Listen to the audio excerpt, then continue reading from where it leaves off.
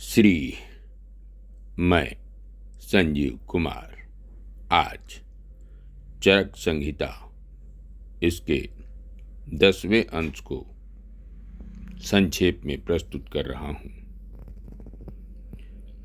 इस ग्रंथ के शुभाशंसक हैं वैद्य सम्राट श्री सत्यनारायण शास्त्री पद्मभूषण।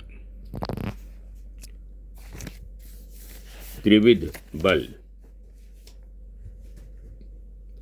बल 3 प्रकार का होता है: सहज, कालज, युक्तिकृत। सहज बल उसे कहते हैं जो शरीर और मन के अनुसार स्वाभाविक रूप से होता है।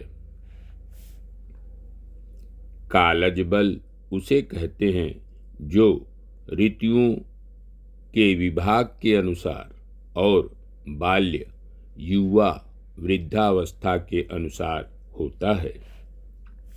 और युक्तिकृत बल उसे कहते हैं जो पौष्टिक आहार और व्यायाम आदि चेष्टाओं के सेवन से उत्पन्न होता है। त्रिविध रोग आयतन। कारण। रोगों के 3 कारण होते हैं।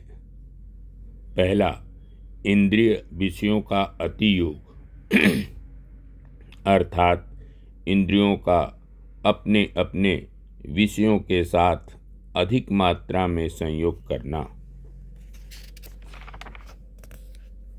दूसरा, अयोग इंद्रियों का अपने अपने विषयों से बिल्कुल संबंध न होना या अल्प संयोग होना। तीसरा, मिथ्या योग अप्रिय विषयों से इंद्रियों का संयोग होना या अपने अपने विषयों से गलत संयोग होना। उल्लेखनीय है कि त्वचा के ही द्वारा मन सभी इंद्रियों में जाता है, अतः अणु अव्यापक होते हुए भी त्वचा के सहयोग से व्यापक भी कहा जाता है। इस तरह व्यापक त्वचा के द्वारा जो अहितकर स्पर्श 5 इंद्रियों से होता है, इस स्पर्श इंद्रिय के व्यापक और एक होने पर भी चक्षु आदि इंद्रियों की सत्ता अलग अलग स्वीकार की गई है। अन्यथा एक इंद्रिय के नाश हो जाने पर सभी इंद्रियों के नाश का प्रसंग उपस्थित हो जाएगा। त्रिविध रोग। रोग 3 प्रकार के होते हैं: निज, आगंतुक और मानस। निज रोग उसे कहते हैं जो शारीरिक दोष, वात, पित्त, कफ के विकृत होने से उत्पन्न होते हैं। आगंतुक रोग भूत प्रेत या जीवाणुओं के आक्रमण, विषयुक्त वायु के स्पर्श और अग्नि से जल जाने तथा शस्त्र आदि से अभिघात लगने से उत्पन्न होते हैं। मानसिक रोग मन के अनुकूल वस्तुओं के न प्राप्त होने पर तथा अप्रिय वस्तुओं के प्राप्त होने पर होते हैं। मानस रोग की चिकित्सा। मानस रोग से पीड़ित होने पर बुद्धिमान मनुष्यों के लिए यह उचित है कि वह अपनी बुद्धि से हित और अहित का अच्छे प्रकार से विचार कर अहितकर धर्म, अर्थ, कामों का सेवन न करे और हितकर धर्म, अर्थ, कामों का सेवन करने में प्रयत्न करे, क्योंकि संसार में इन तीनों धर्म, अर्थ, काम के बिना कुछ भी नहीं होता है। वह चाहे सुख हो या दुख। इसलिए इनका अनुष्ठान करना चाहिए।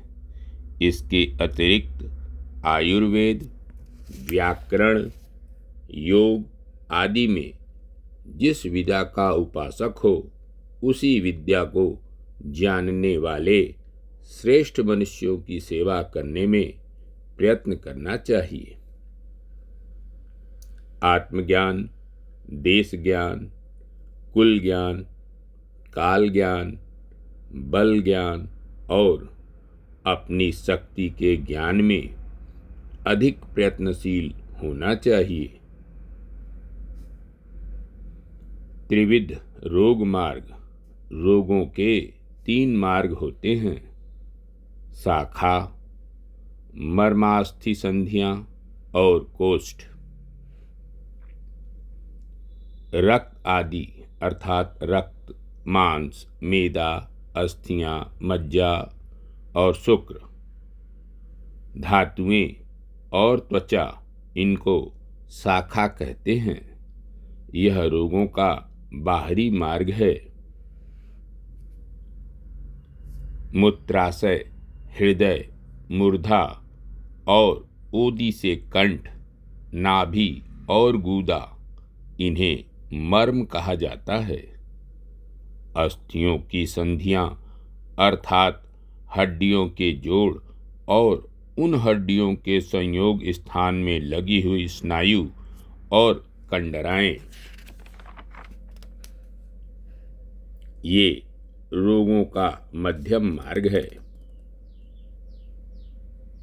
महास्रोत शरीर का मध्य भाग, महानिम्न आमाशय और पक्वाशय, इन्हें कोष्ठ कहते हैं। यह रोगों का भीतरी मार्ग है। त्रिविध औषध, औषध 3 प्रकार की होती है: दैव्यापाश्रय, युक्ति व्यपाश्रय और तीसरा सत्वावज्जय। दैव्यापाश्रय औषध उसे कहते हैं जो चिकित्सा में मंत्र, औषध, मणियों का धारण किया जाता है, मंगल कर्म किए जाते हैं, देवताओं के लिए या भूतों के लिए बलियां चढ़ाई जाती हैं, हवन किया जाता है, शौच, संतोष, तपस्या, स्वाध्याय, ईश्वर भजन आदि नियमों का पालन किया जाता है। स्वसत्यन पाठ के द्वारा अपनी कल्याण की कामना की जाती है। देवता, पूज्य, गुरु आदि को नमस्कार कर और तीर्थ आदि में जाकर अपने पूर्वकृत कर्मों को दूर कर रोग दूर करने का प्रयास किया जाता है।